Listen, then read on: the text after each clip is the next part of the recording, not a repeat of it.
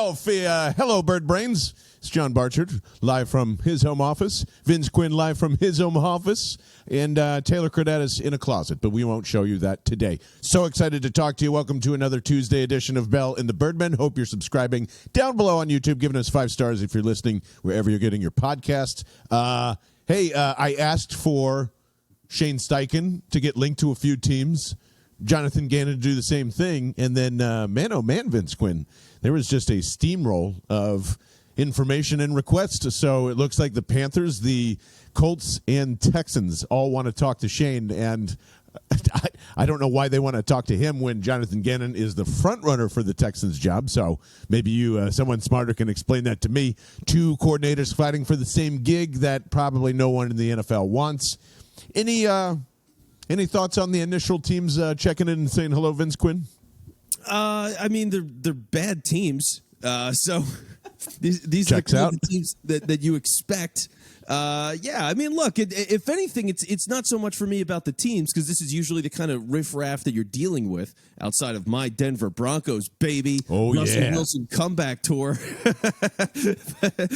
Outside of my delusional fantasies. Yeah, just need Dan Quinn not hack it, right? You said it was all coaching, so it should fix everything. That's right. The game's changing, baby. Otherwise, that's what you expect. I think the bigger thing is to say, again, this team is really fucking good and really fucking successful, and it's important to appreciate that, because both of these guys are getting interviews now, and based on how the league works, they deserve it. Look, this is what you want, right? Every team in the league wants a young coach that they think has big-time upside, has been successful somewhere, or at least you can argue they're the reason that they've been successful somewhere, and they could be your guy for the next 15 years, or 5 years, and then they go to the booth like Sean McVay. So we'll see where all that goes. That's coming. It's probably Did you hear that press conference yesterday, by the way? Just like the little back and forth. I read a really great long story from The Athletic. I apologize who wrote. I don't remember who wrote it, but it basically said that, I'm just not interested in rebuilding this crap, even though you did this for me. I'm going to leave you. So that fortunately is not going to happen here, which I find it kind of funny, and I wonder if Eagles Twitter and or everybody else kind of feels the same way. I'm totally fine losing Shane Steichen and feeling that this offense can just move forward without him. We've talked a lot about Vic Fangio replacing, Jonathan Gannon, which I'm totally on board for. You've been on board for since the beginning of time.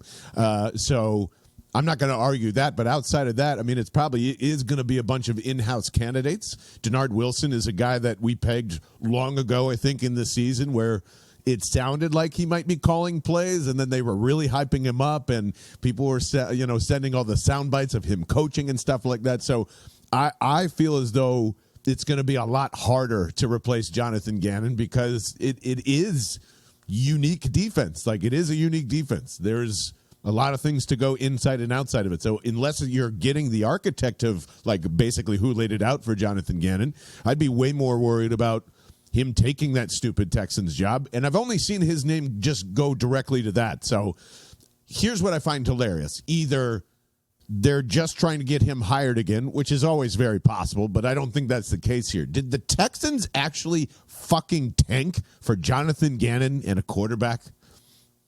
No. Were they waiting an entire year to hire Jonathan Gannon as their head coach? Because that's the only other thing that makes sense here.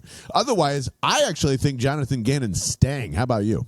Well, yeah, the other guy that was really a heavy option last year outside of Gannon was, Josh McCown was the other guy that they really wanted. That's right. But they were going to be embarrassed about it because he has no coaching experience whatsoever outside of high school, which sounds like a certain guy that coaches the Colts. Well. So, yeah, that went well. I assume that job is wide open, so maybe they'll get involved in the Colts job, too. But, yeah, I don't think the Texans tanked like that. I think they just sucked ass. And if anything, if I'm Lovie Smith, I'm joining that lawsuit today. I'm calling Brian Flores today, and I'm going, dude, tag me in.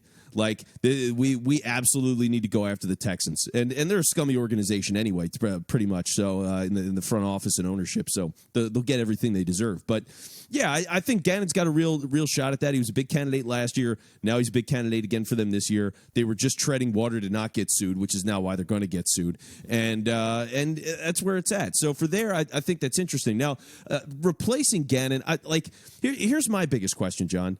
Who's going to allow 85% completions to shit quarterbacks? Who's gonna do that? Who can we get to possibly allow guys like Andy Dalton to go 12 for 12 to start a game?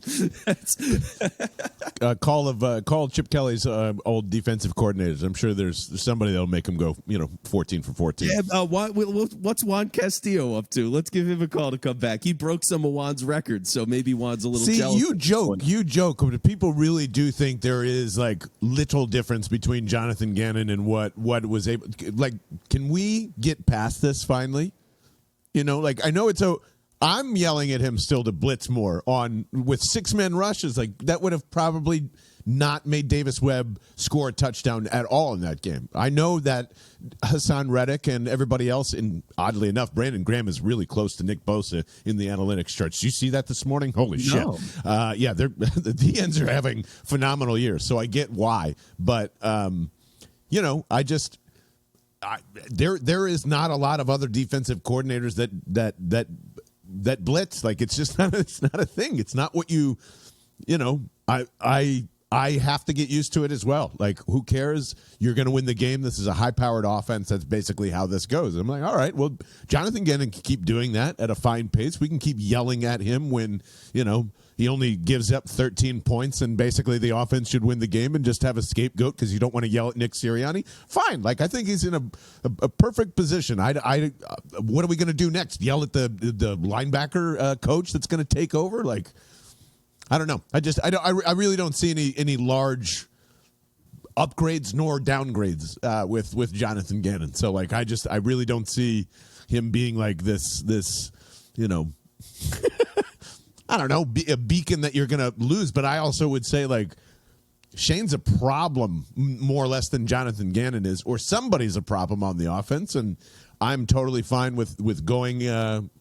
Seeing what Joe Brady's up to and knocking on his door again, or whatever it is. Because you love Joe Brady so much. It's great. Look at if Wilkes can take over the Panthers and do that, it shows you Matt Rule literally knew nothing, and Joe Brady was just fired because it's not working out for me, and I can't give you a quarterback. So I would love Joe Brady here as the passing, game coordinator or whatever title he wants to take. Well, it fits because the LSU Tigers from that year are pretty much the Eagles from 2017. I mean, what's Coach Orgeron doing?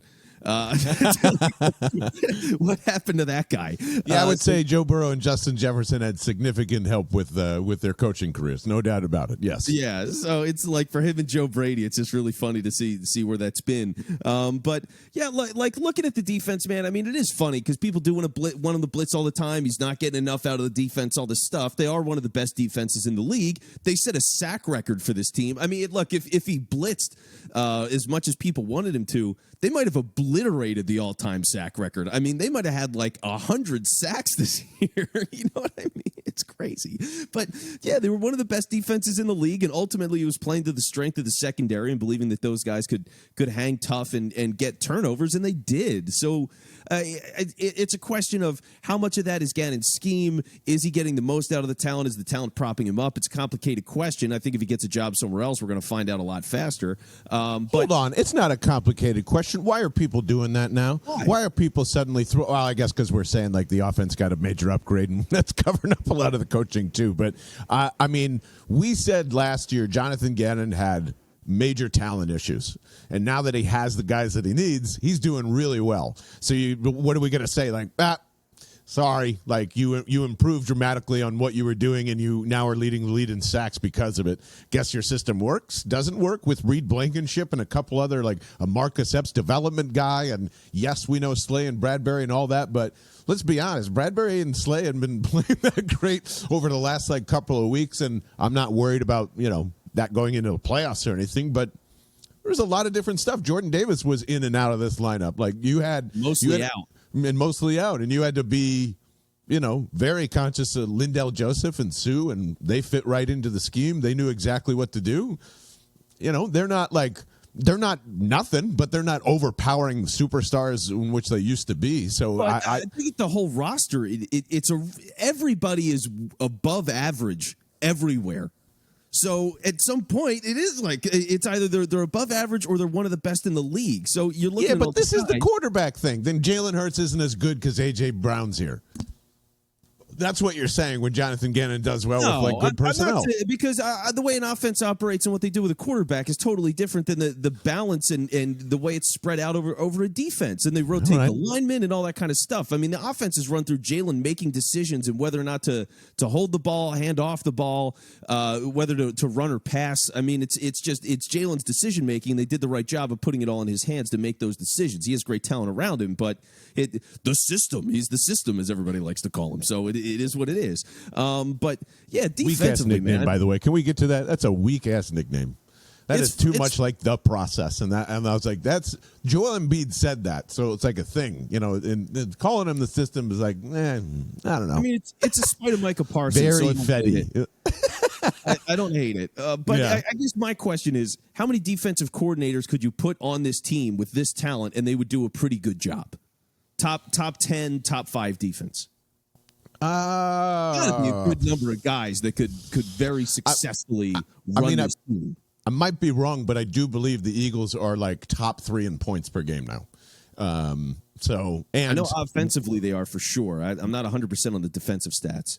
In weak schedule, you can throw a whole bunch of stuff on top of this pile and be like, it's probably not Jonathan Gannon. It's probably not this or that. It's so funny because at the beginning of this, I'm saying like, no, Gannon's way more valuable, and now I'm going, well, actually, I think you could lose both coordinators and be okay. Maybe, but you're convincing me. I'm just saying, like, it's not like you have to hold on to him, but clearly he's not. Like, I still believe, after I said this last year, and I still believe it's true now, I think we treat him like Sean McDermott for the same reason. Sean McDermott wasn't a aggressive blitz heavy guy. His secondary was a mess or whatever it was, and then you figure it out.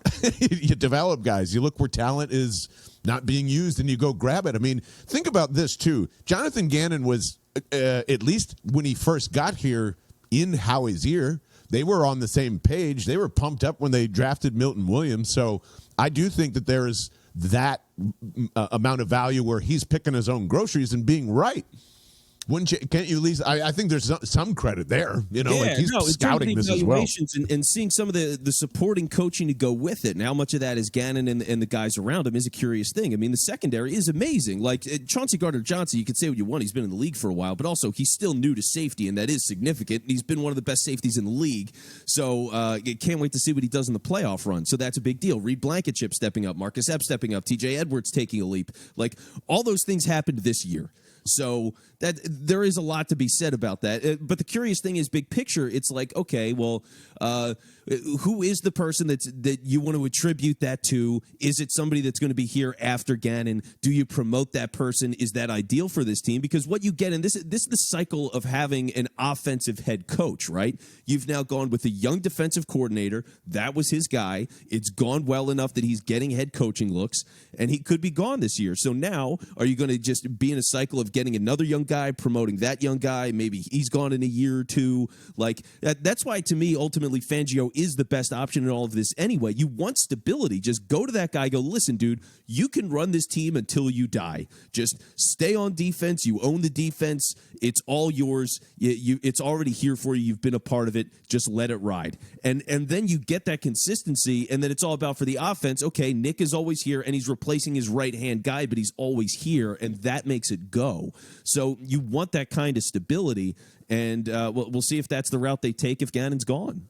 And that is where I would say there's too many things and smoke and discussion about Vic Fangio for it not to be an easy landing spot to come right in and do that, despite me saying they would probably hire internally. But and not only that, but stuff we talked about before. This team still kind of needs a veteran presence of like, hey, we've done that before. Yeah, I've wanted to do that. I was in the same boat as you were, and it fucked us up. I still feel like that piece is missing, at least a hardcore big voice like that.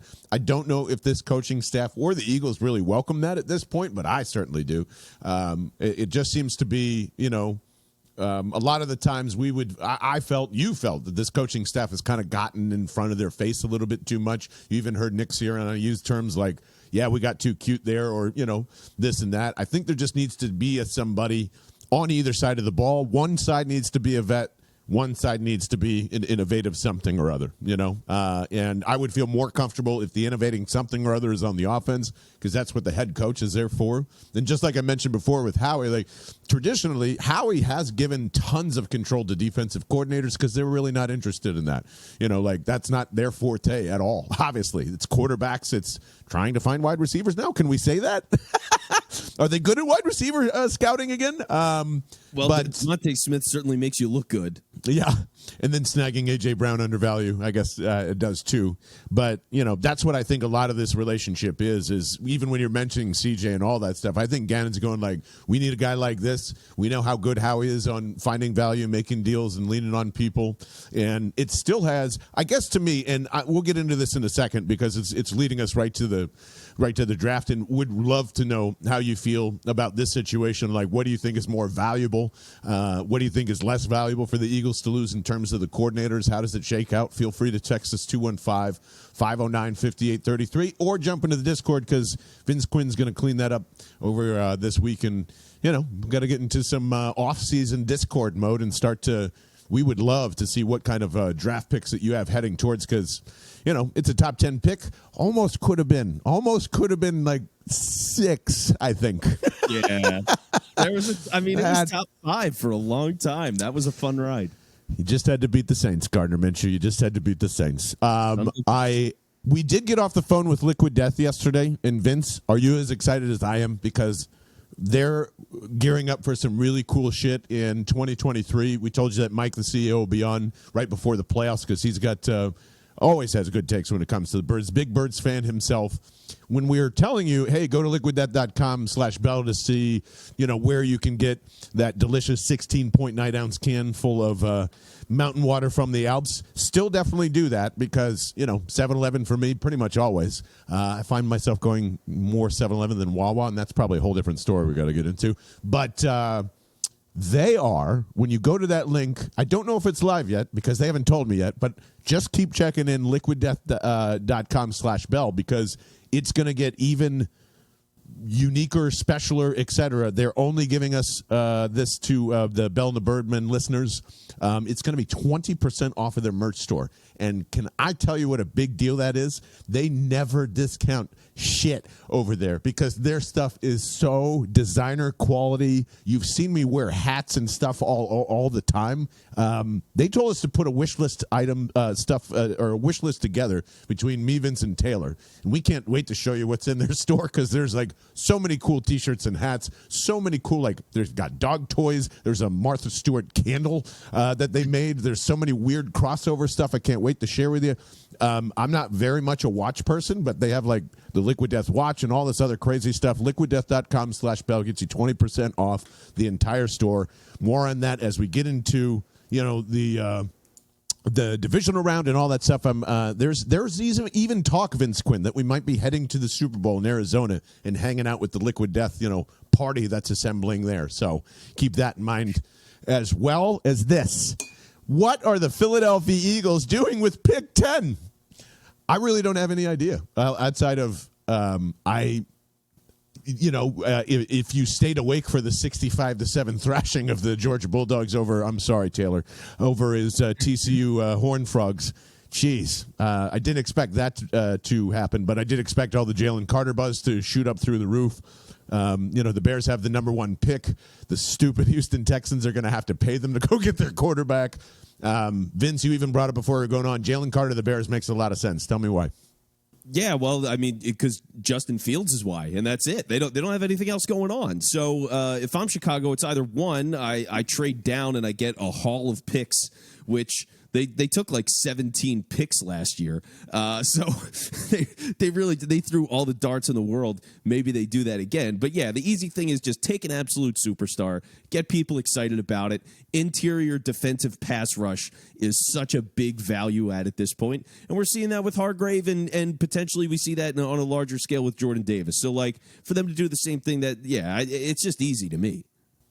Yeah, that makes a ton of sense, and it's disappointing too because there's no way they don't get paid and probably don't end up with Jalen Carter with the Colts, the Texans. Like somebody's going to be like, okay, we'll trade with you, but you can't take Jalen Carter.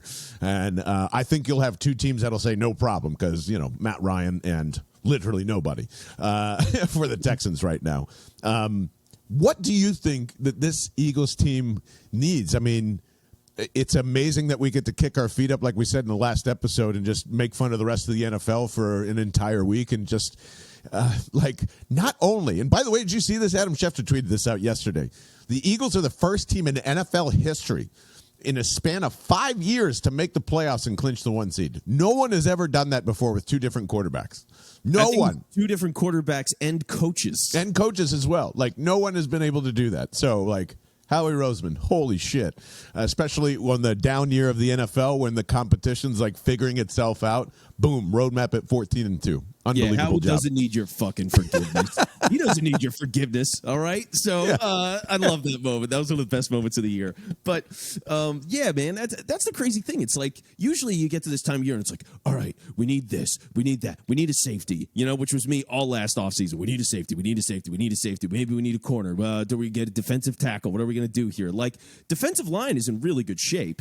I mean, I don't know what's going to happen with Brandon Graham. Defensive line's in really good shape. Yeah, are you kidding me? Long term? Hassan Reddick, Josh Sweat, Javon Hargrave, Jordan Davis. Yes. Milton Williams. No yes. Cox. Probably no Hargrave.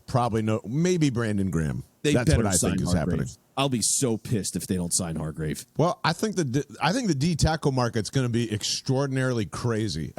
He's probably going to unfortunately be on the shitty end of the stick when it comes back to it. So, do I think it's possible he comes back? Absolutely. But, there is so much more room that the Eagles can play with. Like Simmons in Tennessee is not signing his fifth-year option. You have like a bunch of people saying this is the time to get paid. Everybody kind of watched Aaron Donald last year stranglehold the Rams, and that moved, that floor up a little more. You've got 2 back-to-back years of absolute cap room just exploding more than likely. You had a wide receiver free agent frenzy because everyone's getting to their 4th and 5th years from that monster class. There's a lot of defensive tackles and defensive ends that are coming up to that now here too. I think it's going to be pretty wild. So I would not be surprised if this 10 pick isn't used again for a veteran player. That's where my mind goes almost right away. And if they're thinking of trading for a young 24, 5, 6-year-old, defensive tackle or defensive end, I think that's very possible. Josh Sweat just had an incredible year. Now you need another punch with Reddick, either inside or outside, in my opinion. I don't think we're going to get that fancy Nakobe Dean blitz package anytime soon. So that's where I would say be very open for this being a veteran player, first and foremost.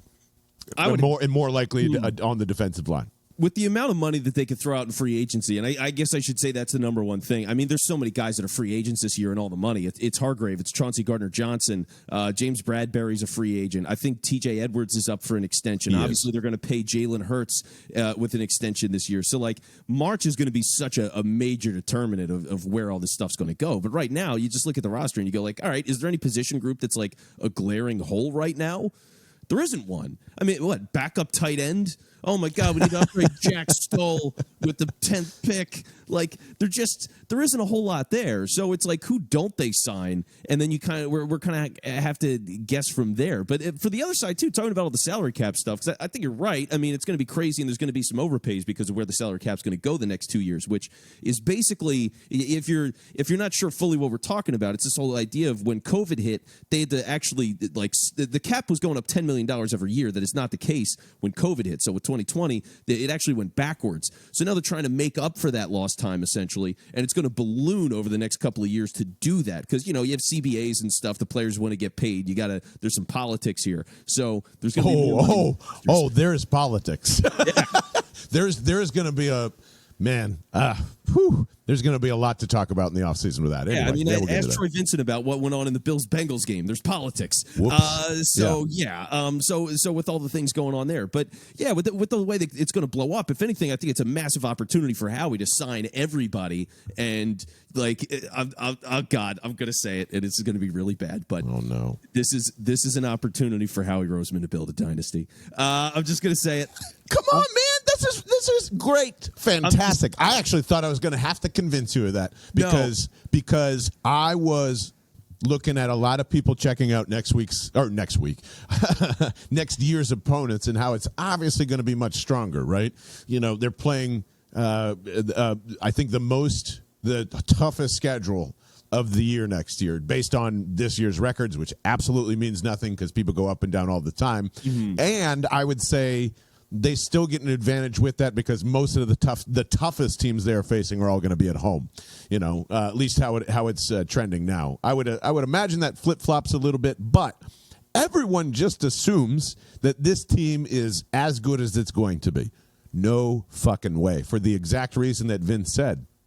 If you invest 32-10 into this somehow, and we're already saying there's not a bunch of glaring holes, you've got your replacement for Jason Kelce in case he wants to go.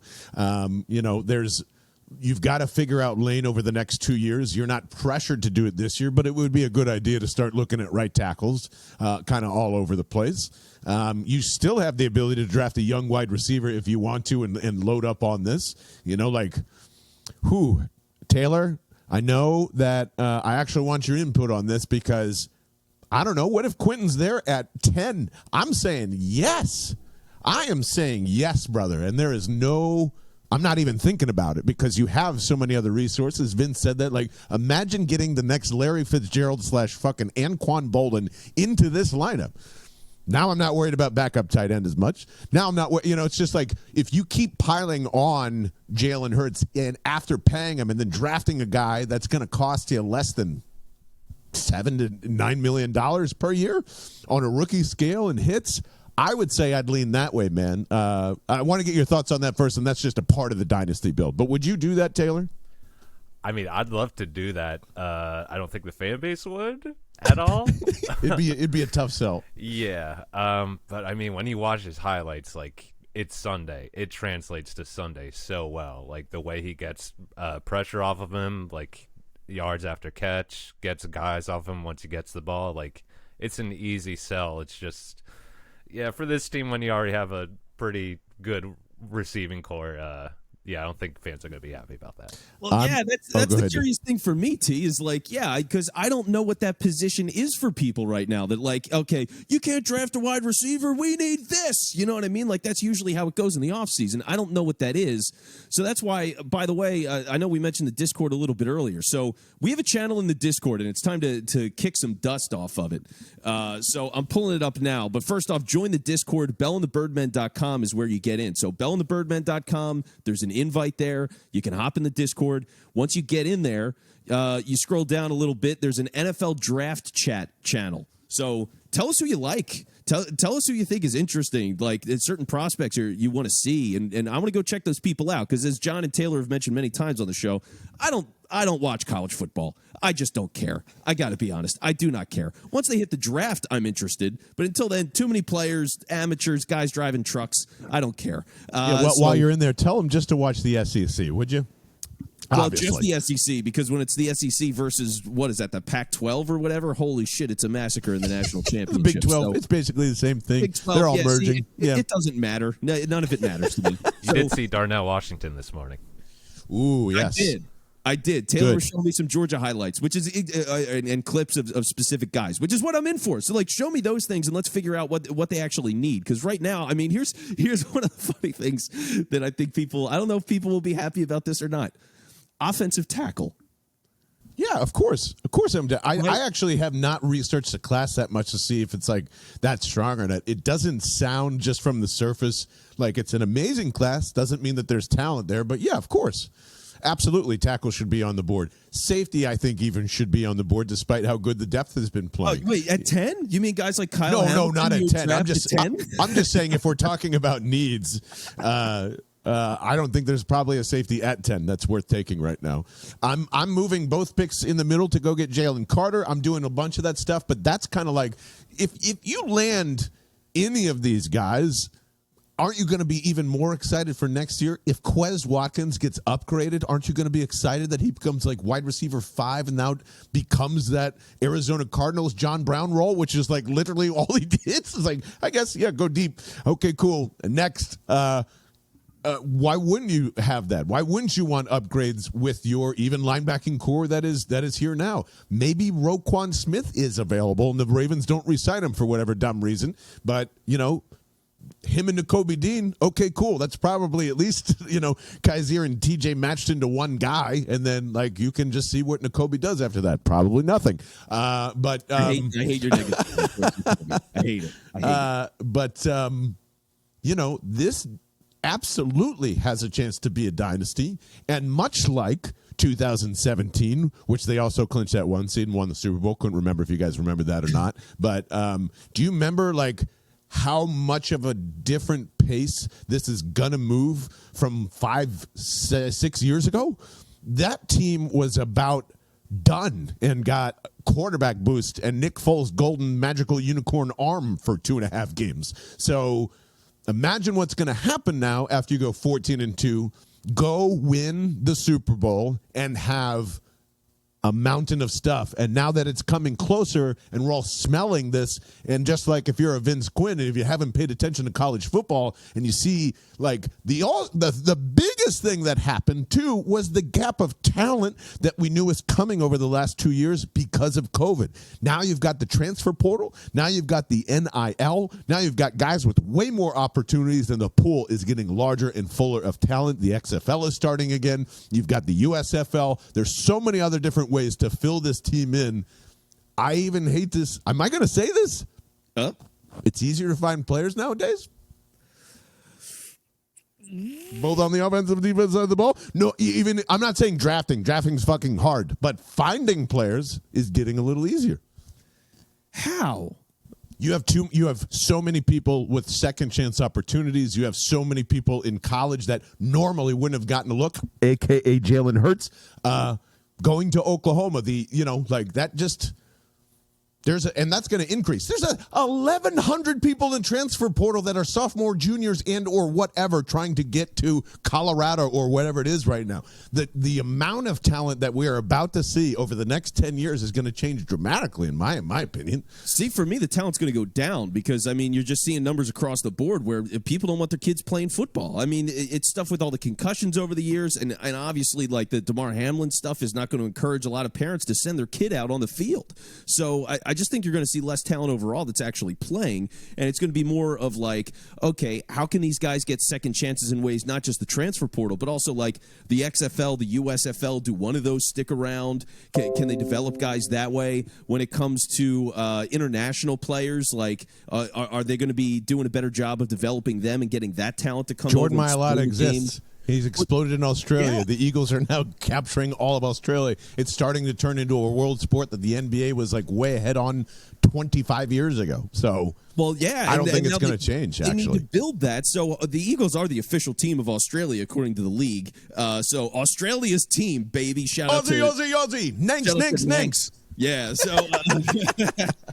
And everybody listening in Australia, we do have a contingent out there, so it's really cool to know the people out there are listening to this. But yeah, man, it's one of those things where talent it is available. I think too, one of the things to your point is people are more willing to work with different types of players now. You can get coaches that are willing to deal with different kinds of schemes and things and figure it out. So quarterbacks that are run first as they come out of college and giving them a chance to grow as a passer, they didn't have a chance before. It was hey, you want to play running back or receiver? No, all right, see ya.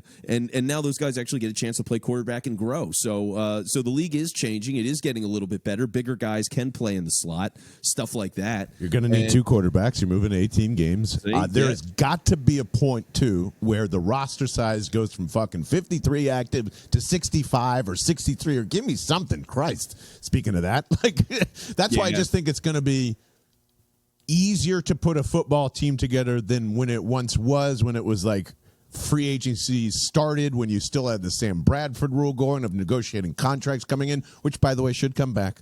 Not saying that it shouldn't. But I don't know. I just think it's going to be easier to develop football players and to grab these guys. It doesn't mean your scouting department's good. That's got to start there. But, I have faith in this front office figuring it out more than ever, again, for the billionth time in a row. Sick and tired of debating Howie Roseman. Yeah, he's one of the best in the league, and he's going to go down eventually as one of the best to ever do it. So really, let's get that out. As I mentioned, Dynasty on the show. Howie Roseman, Hall of Famer, correct? First ballot. Yeah. Jeffrey Lurie, same thing. This is you broke history. That's all you need to do right there. Not solely responsible for it, but putting the people in place to do it, making really shrewd decisions in which everyone was telling you you're a fucking idiot, especially starting with Jalen Hurts and drafting him in the beginning, to now where you are 2 years later, 14-2 and a 1 seed, and we're sitting here talking about, you can pile on. It is going to get better. This is going to get better. Jalen Hurts would agree that this is going to get better. You are still evolving as a quarterback. There's no way we have seen Jalen Hurts play his best game unless this is another Carson Wentz fluke where he just stays healthy this time. Oh, God. Don't put that on Jalen, man. I'm not. Don't do that. He's too obsessed with getting better and winning for it to go that way. So, it's just I will say this, though, and we will talk about it later on it once the playoffs are over. Don't think that I'm not thinking about drafting a quarterback in the 2nd or 3rd round. Don't think that I'm not thinking about that. You should. You absolutely should this year. We'll get into that on Thursday. We would love your takes on what you actually think for leading up to the weekend, because we are considering, or I'm being a crazy idiot, I might stream on TikTok by myself for the Giants game because, we'll see how Saturday goes out. But if the Giants have a possibility to come in here, because I think they're going to beat the Vikings, sweet. But we have decided we will definitely hate watch and or see who is coming to Philadelphia. We will be live Monday night for the Cowboys and the Bucks. And Vince, I'll just keep saying it. I just feel like the Bucks are going to win.